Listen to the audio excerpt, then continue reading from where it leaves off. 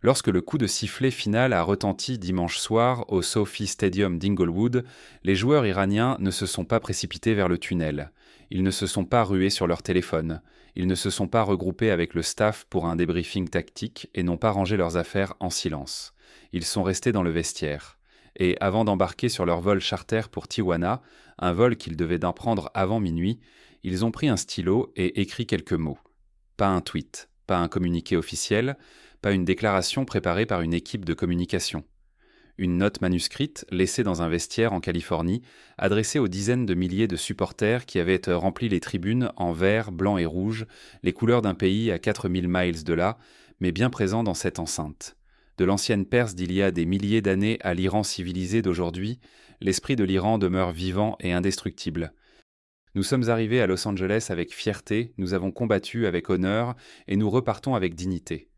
Cette note, relayée par les agences de presse iraniennes, puis reprise en quelques heures par des milliers de personnes dans le monde, est peut-être le document le plus extraordinaire produit par une équipe dans cette Coupe du Monde.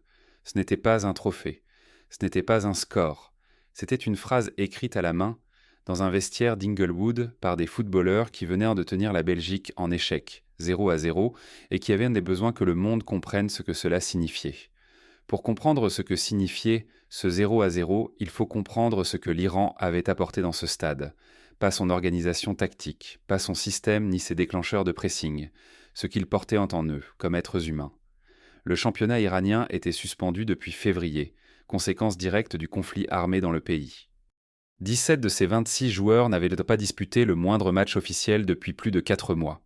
L'équipe était basée à Tijuana, au Mexique, traversait la frontière seulement les jours de match et revenait avant minuit, selon les conditions d'un arrangement de visa qui ne lui accordait que l'accès minimal au sol américain. Son quota de billets de courtoisie avait été retiré quelques jours avant le début du tournoi. Ces matchs de préparation avaient été annulés les uns après les autres, les sélections adverses refusant de se déplacer pour l'affronter. Un signal discret mais impossible à manquer du caractère géopolitiquement explosif de la participation iranienne. Son sélectionneur, Amir Galenoei, avait décrit la préparation de son équipe comme, je cite, « les pires conditions possibles jamais affrontées par une équipe avant une Coupe du Monde ». Le contexte politique doit être nommé avec précision, car il est essentiel pour comprendre ce qui s'est passé ce dimanche. La campagne iranienne se déroule en plein conflit armé entre l'Iran et les États-Unis, une réalité sans précédent dans l'histoire du tournoi. Les deux pays sont techniquement en guerre et pourtant, le format de la Coupe du Monde 2026 de la FIFA impose à la sélection iranienne de jouer sur le sol américain. C'est la première fois dans l'histoire de la Coupe du Monde qu'une nation participante doit disputer des matchs dans un pays avec lequel elle est officiellement en guerre. Le chaos des visas avait commencé des mois avant le coup d'envoi. L'Iran prévoyait d'abord d'installer son camp de base à Tucson, en Arizona.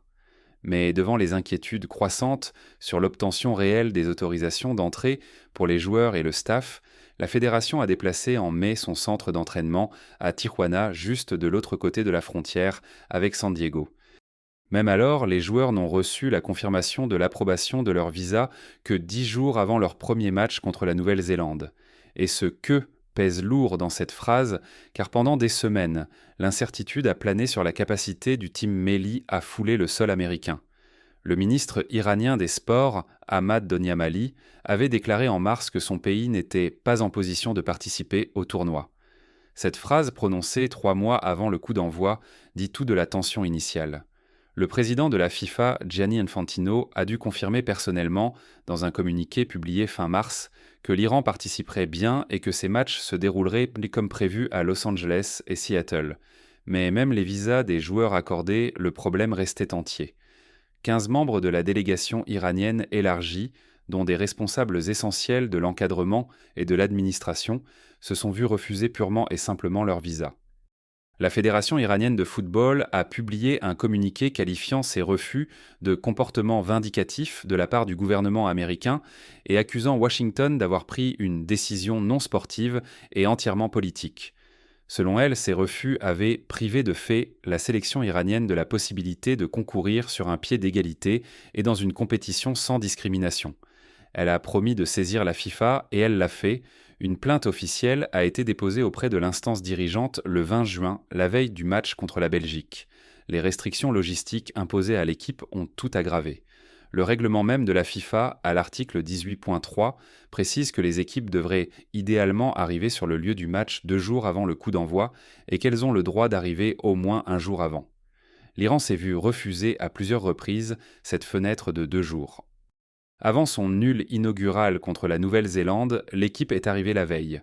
Avant le match contre la Belgique, elle n'a pu rejoindre Los Angeles que 24 heures à l'avance. S'enregistrer, tenter une ultime préparation, dormir dans un environnement inconnu, puis entrer le lendemain sur le terrain face à la 10e nation mondiale. Après le match, les joueurs ont dû monter dans des bus puis prendre un vol de retour vers Tijuana au lieu de rester en ville pour récupérer. Leur entraîneur a résumé l'épuisement accumulé avec une retenue bouleversante. Nous devons prendre l'avion maintenant, et c'est épuisant. Ils ne nous laissent même pas récupérer. Nous sommes arrivés au stade avec moins de 16 heures entre les matchs. Nous avons passé 40 heures en voyage pour aller dans un autre pays et jouer. 40 heures de trajet pour jouer 90 minutes contre la 10e meilleure équipe du monde après 4 mois sans compétition. Et pourtant, dimanche après-midi, à Inglewood, l'Iran a joué comme si rien de tout cela n'avait existé. Le gardien Alireza Beiranvand a réalisé 7 arrêts. 7. Et il faut dire clairement ce que ce chiffre représente, car la statistique brute ne suffit pas. Ce n'étaient pas des ballons faciles, ni des prises tranquilles. 4 arrêts ont été effectués en plongeant. 3 ont été des sorties aériennes sous pression. À la 59e minute, alors que la Belgique poussait sans relâche, Maxime de Kuiper s'est retrouvé avec une occasion à bout portant, à très courte distance, presque sur la ligne de but. Beiranvand a plongé sur sa gauche et détourné le tir d'une seule main, quasiment allongée. La reprise de Kuiper, arrivée presque aussitôt après le rebond, a encore été repoussée, dans la même direction, par le même homme. Au total, Beiranvand a empêché environ 1,7 buts attendus sur l'ensemble des 90 minutes, une valeur qui, dans l'analyse moderne du football, traduit une performance individuelle réellement exceptionnelle. Il a été désigné meilleur joueur du match, et beaucoup voient en toi déjà son arrêt d'une main face à De Kuiper comme la plus grande parade du tournoi. Après la rencontre, l'agence de presse officielle iranienne a diffusé une photo de Beiranvand en rappelant que sa prestation avait tenu une promesse précise et personnelle. Avant le tournoi, le gardien de 33 ans avait accordé un entretien dans lequel il avait promis aux supporters de garder le but de la sélection aussi fermé que le détroit d'Ormuz. Dimanche soir à Inglewood, il a tenu parole, arrêt après arrêt, minute après minute, face à Kevin De Bruyne, face à Romelu Lukaku, face à une équipe belge qui a eu plus de possession, plus de territoire et moins de buts que aucun entraîneur offensif au monde ne l'aurait jugé acceptable. L'histoire de Beiranvand ajoute une autre dimension à ce qui se déroulait sur cette pelouse. Son parcours jusqu'au football professionnel est extraordinaire en soi. Il a grandi dans la pauvreté, a connu des périodes sans domicile dans sa jeunesse et a travaillé comme livreur de journaux avant que son talent de gardien ne soit découvert. Se passer de ses débuts à ce dimanche dans un Sophie Stadium plein à repousser les tirs belges n'est pas un détail annexe, c'est le contexte. C'est ce que voulait dire Galenoei lorsqu'il affirmait que ses joueurs jouent avec leur cœur. L'Iran a cru ouvrir le score à la 24e minute. Mehdi Taremi a conclu une combinaison sur coup franc brillamment travaillée, le genre de phase arrêtée qui exige des dizaines d'heures d'entraînement pour être conçu et un seul instant de précision collective pour être exécuté. Il a fini proprement, la célébration a commencé, puis la vérification du VAR a confirmé un hors-jeu d'une marge infime, à peine la longueur d'une chaussure. La marge entre un score qui aurait transformé la position de l'Iran dans le groupe et ce 0-0 qui la maintenait en équilibre. C'est le type de décision qui fait grimacer les neutres et enrager les partisans, et qui aurait brisé une équipe mentalement moins solide. La suite a montré à quel point cette équipe est solide. À la 64e minute, le défenseur belge Nathan Ngoy a commis une erreur catastrophique. Il a laissé l'attaquant iranien Sardar Azmoun dans l'espace, avec un chemin direct vers le gardien, puis l'a fauché d'une faute qui ne laissait aucun choix à l'arbitre. Ngoy a reçu un carton rouge direct. La Belgique s'est retrouvée à 10 pour les 25 dernières minutes. Face à un adversaire diminué, l'Iran a alors poussé pour marquer le but qui lui aurait ouvert une voie royale vers les huitièmes de finale. Il l'a cherché avec urgence et intelligence. Mais Thibaut Courtois, lui aussi l'un des meilleurs gardiens du monde lorsqu'il est dans un grand jour, a réalisé les arrêts lents qu'il fallait. Le coup de sifflet final a retenti. 0-0. L'Iran abordait la dernière journée en tête du groupe G à la différence de but. La Belgique était deuxième. L'Égypte et la Nouvelle-Zélande devaient encore terminer leur propre dernier match de groupe, ce qui laissait tout le groupe ouvert. En conférence de presse d'après-match, le sélectionneur belge Rudi Garcia a dit quelque chose qui, peut-être sans le vouloir, a rendu la performance iranienne encore plus remarquable avec le recul. Nous aurions pu gagner 3-0 contre l'Iran, a déclaré Garcia, mais nous n'avons pas été assez efficaces. 3 buts contre une équipe arrivée en avion de Tijuana le matin même, contre un gardien qui avait fait une promesse à propos du détroit d'Ormuz, contre 17 joueurs dont le dernier match officiel remontait à février. Garcia ne cherchait pas d'excuses. Il reconnaissait simplement le manque d'efficacité de son équipe devant le but. Mais ce que ces mots impliquent, que la Belgique aurait pu gagner par 3 buts, révèle l'écart immense en matière de moyens, de forme compétitive, de rythme de compétition et de simple normalité entre ces deux programmes. La Belgique est arrivée à une Coupe du Monde qu'elle était censée jouer. L'Iran est arrivé à une Coupe du Monde à laquelle son propre gouvernement avait d'abord dit qu'il ne pouvait pas participer, contre laquelle sa propre fédération avait déposé des plaintes officielles et qui avait refusé l'entrée du pays hôte à des cadres essentiels. Et le score final a été 0-0. Gal Noël, dans sa propre conférence de presse, a parlé avec le calme mesuré d'un homme qui comprenait pleinement ce que ses joueurs venaient d'accomplir. Il ne l'a pas minimisé. Il n'a pas détourné l'attention du poids du chemin parcouru. « Je veux revenir dans 6 mois, a-t-il dit. Nous vivons dans des conditions de guerre depuis 6 mois. Notre championnat ne fonctionnait pas. Beaucoup d'équipes ont annulé les matchs qu'elles devaient trop jouer contre nous. Nous sommes arrivés à la Coupe du Monde dans les pires conditions possibles. » Il a marqué une pause, puis a prononcé les mots qui suivront cette équipe pour le reste de sa carrière. « Jouer 2 matchs sans perdre est une grande réussite. Cela sera inscrit dans l'histoire de notre football.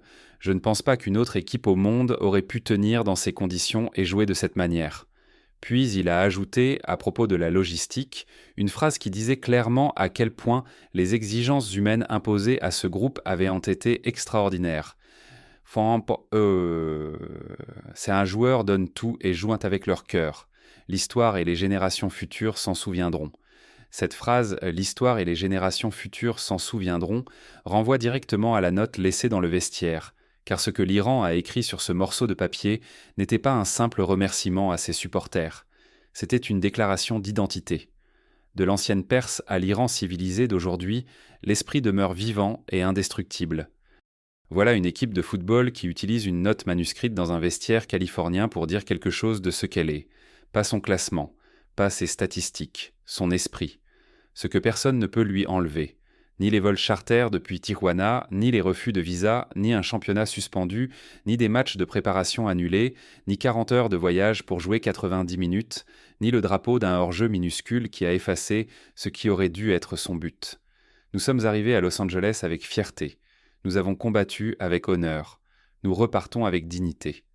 Ces 3 mots, fierté, honneur, dignité, n'appartiennent pas à une équipe qui s'est simplement évité 2 défaites en phase de groupe. Ils appartiennent à une équipe à qui l'on a demandé de représenter quelque chose de bien plus grand que le football et qui l'a fait chaque jour de ce tournoi sans plainte, sans colère publique, sans mise en scène. En se présentant simplement au stade et en jouant au plus haut niveau que ses circonstances lui permettaient, elle a obtenu contre la Belgique un 0-0 qui, si l'on tient compte de tout ce qui l'entoure, s'impose comme l'un des résultats les plus significatifs du Mondial 2026. Mais il faut s'arrêter plus attentivement sur la dimension politique, car l'histoire de l'Iran dans cette Coupe du Monde n'est pas seulement une histoire de sport. C'est une histoire de collision en temps réel entre géopolitique et sport international, sous les yeux d'un immense public mondial. La FIFA s'est retrouvée tout au long du tournoi dans une position extrêmement inconfortable. D'un côté, l'instance dirigeante a répété que le sport se tient au-dessus de la politique, que la Coupe du Monde appartient à toutes les nations, indépendamment des relations diplomatiques, des conflits ou des sanctions.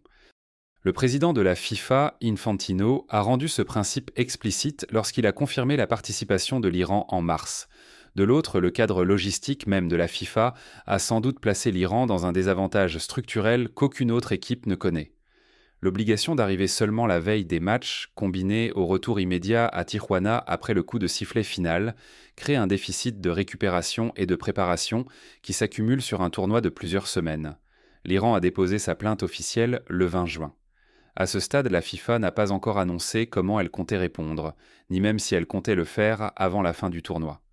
Une autre couche de controverse symbolique avait déjà éclaté avant même le match contre la Belgique, et elle concerne la prochaine rencontre de l'Iran face à l'Égypte.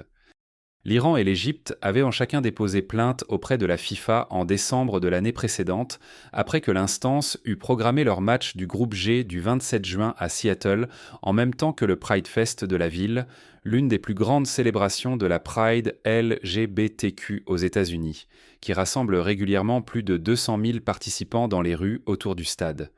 L'Iran comme l'Égypte ont des gouvernements qui criminalisent l'homosexualité, et la décision d'organiser ce match à cette date précise dans cette ville précise a suscité de vives critiques de la part de défenseurs des droits humains, ainsi que des objections formelles des deux fédérations. La décision de calendrier de la FIFA a été largement décrite soit comme une négligence extraordinaire, soit comme une provocation extraordinairement délibérée, selon le côté du débat que l'on lisait. Rien de tout cela ne rend la performance du Team Melli sur le terrain moins extraordinaire. Mais cela signifie que chaque étape de la participation iranienne a été assombrie par des questions politiques que les joueurs n'avaient aucun pouvoir de résoudre. Ils ne peuvent contrôler que ce qui se passe sur la pelouse.